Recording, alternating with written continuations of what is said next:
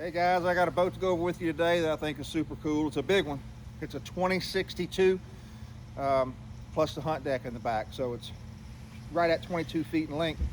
62-inch bottom. It's got a 150 Suzuki Stealth on the back, which is a great engine. We love those motors. And he's got it set up to do quite a few different things. I'll walk you through the boat. Pass me the phone. All right, sitting here at the helm. He's got a Lowrance Elite on the dash there. He's got his jack plate switch right there. Shift throttle box, of course. He's got rocker panel switches and digital gauge and a wet sound radio system, which is an awesome radio system. We love those. I love installing them. He's got this lifting bolster chair, which will allow, it's on a slide, and it allows him to slide the seat back and stand up and lift this bolster right here and sit down on that and drive in a half sit, half stand position. Or he can just fold it down and sit down and drive with his foot on the footrest, which is nice. A couple of passenger chairs, those come out and remove and can be used as fishing chairs there and also in the front.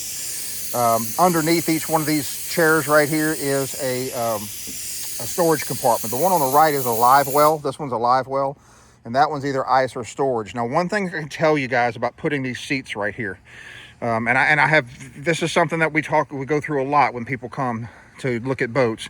You can put seats right here, and yes, that's much more comfortable to sit. And maybe if your wife's going with you or something like that, and she deserves a place that's comfortable to sit too, I get it. End of discussion. However, if that's not the case, and this is a hunting boat, I want you to look at what I got to do every time I want to go in and out of that box. And I can't even do it with one hand. Hold on a minute. I got to do that, and then I can open the box.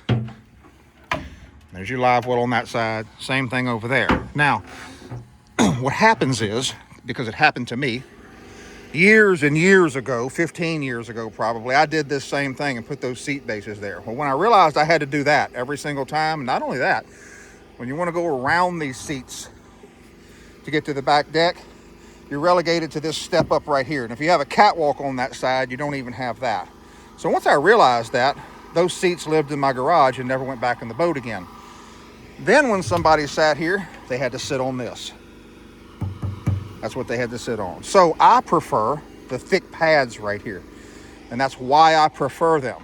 But to each his own. Everybody's got a plan, and this gentleman wanted to get the seat bases there, and that's what we've got going on. He's got the Bimini top right there, sliding transducer bracket in the back, got a Bob's hydraulic jack plate on there, hydraulic steering on this boat. Love this paint job, the old timber paint job. On the right side, underneath that catwalk, he's got an open tray, so he can lay things, long items there. And that thing goes way up underneath there to the front. Then he's got a rod locker on this side over here. Goes way up underneath the front too.